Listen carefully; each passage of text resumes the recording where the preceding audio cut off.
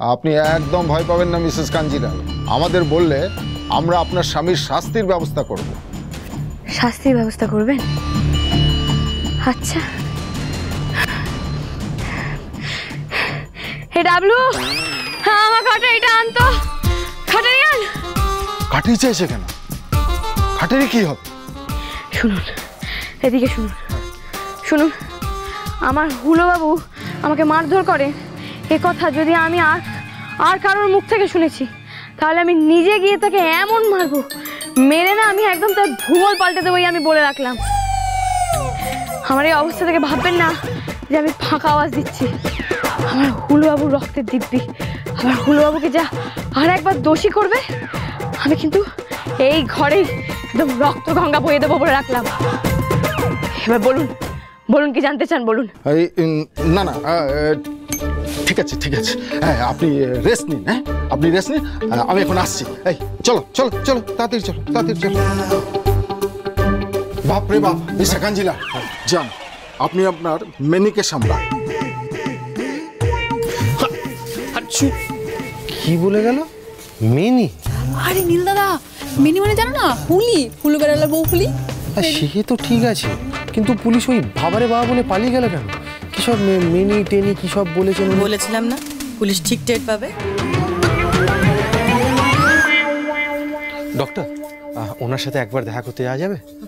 হ্যাঁ ডাক্তারবাবু, এবার আমার বৌমার বরকে ভেতরে যেতে দিন, না হলে এই অসুস্থ শরীরে আমার বৌমাই হয়তো বেরিয়ে আসবে। শুনুন, আপনাকে আমি পারমিশন দিচ্ছি ভেতরে যাওয়ার ঠিকই, কিন্তু ভেতরে গিয়ে দেখবেন যাতে উনি বেশি কথা না বলেন, কারণ ওনার জ্ঞান ফেরার পরে উনি এত বেশি কথা বলছেন যে ওনার মুখ বন্ধই হচ্ছে না। আমার বৌমার তো ওটাই স্পেশালিটি ডাক্তারবাবু, আমার মেয়ের মুখটা বন্ধই হতে চায় না। দেখুন, ওটা কিন্তু ওনার পক্ষে খুব একটা ভালো জিনিস হবে না, কারণ ওনার জ্ঞান ফিরেছে বলে এই নয় যে ওনার সমস্ত বিপদ কেটে গেছে। প্রচুর ব্লাড লস হয়েছে কিন্তু ওনার। এখন কন্ডিশনটা স্টেবল আছে ঠিক কথা, কিন্তু যদি আবার ব্লিডিং শুরু হয় তাহলে কিন্তু ওনাকে বাঁচানো যাবে না।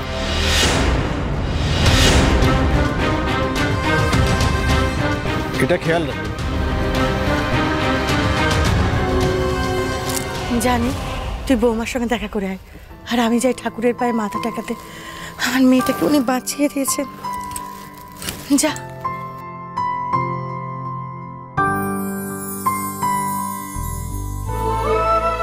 আমি মরে যাব,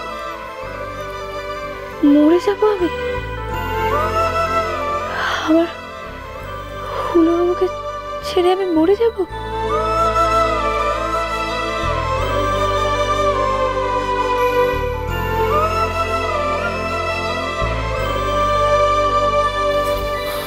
এখন কেমন লাগছে ড্রামা কুইন?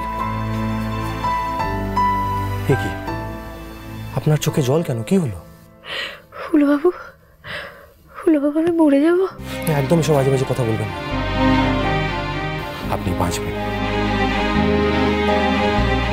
আমি কোথায় বললাম? ডাক্তারবাবু তো বললেন আমি মরে যাব। বাজে কথায় কান দিতেন, মাথাতেও রাখতেন। আমি বলছি তো আপনি বাঁচবেন। আপনি আমার সান্ত্বনা দিচ্ছেন তাই না হুলোবাবু? আমি জানি তো, তাও আপনি মিথ্যা সান্ত্বনা দিচ্ছেন আমায়। আচ্ছা, এই অবস্থাতেও ঝগড়া করবেন আপনি?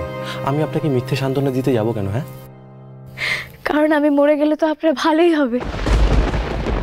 আপনি তো নেচে নেচে ডানা কাটা পরীকে বিয়ে করে নেবেন। থাক, এখন আপনার কথা বলা বল, এই বিষয়ে আমরা পরে আলোচনা করব।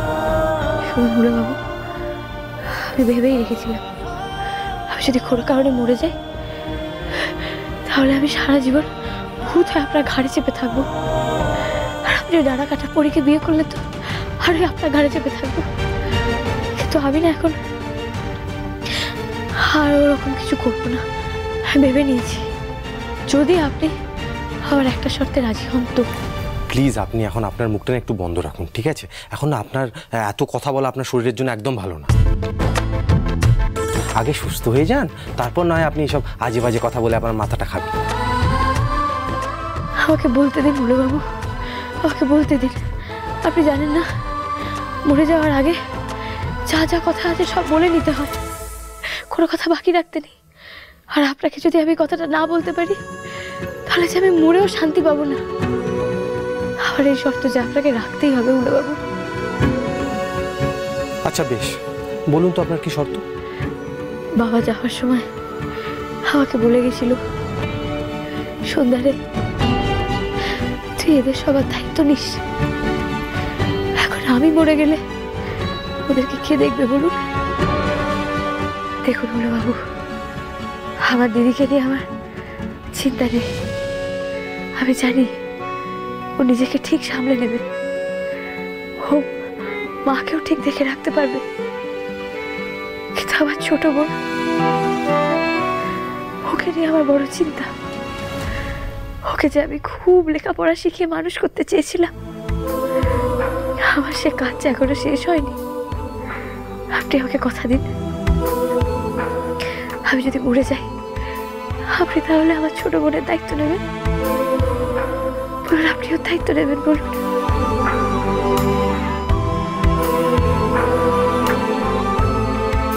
সে তো নেবে।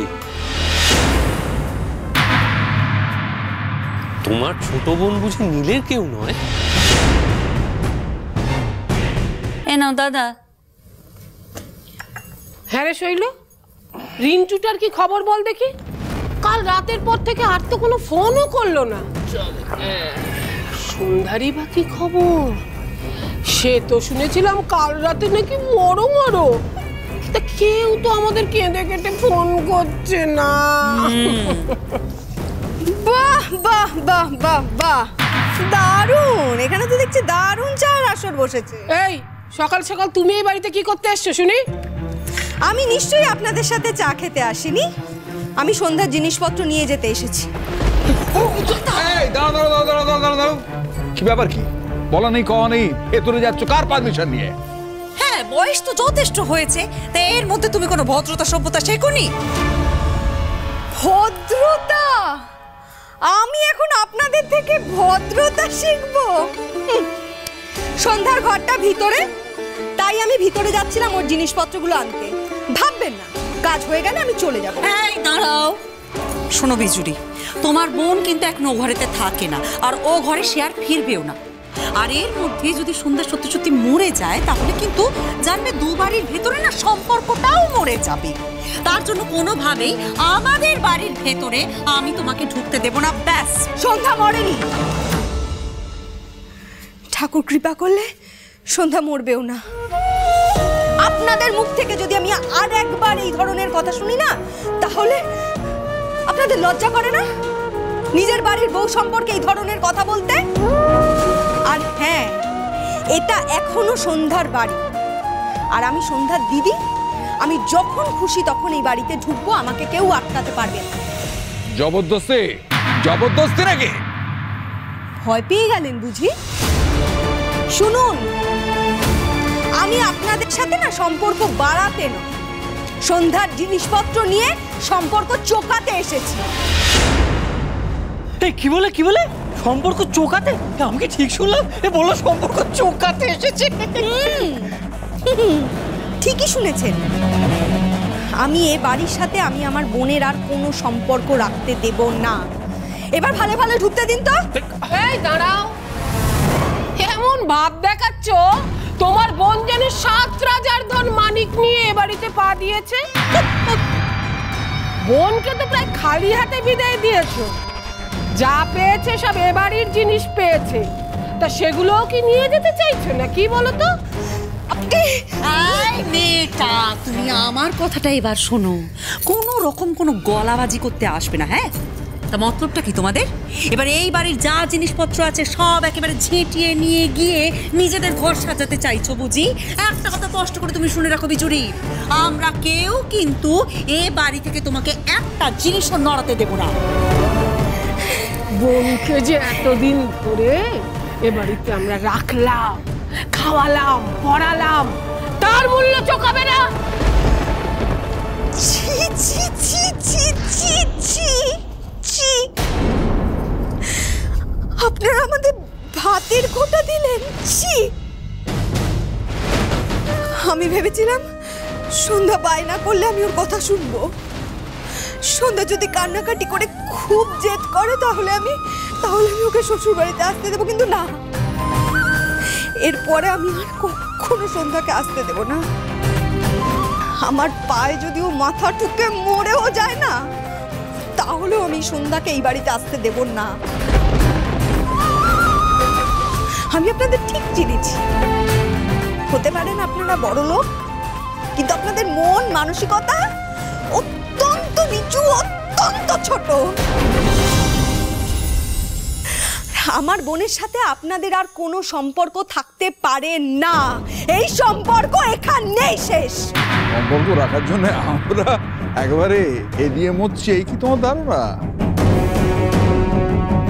এইটা তবে দেখো, কি এটা? Divorce paper.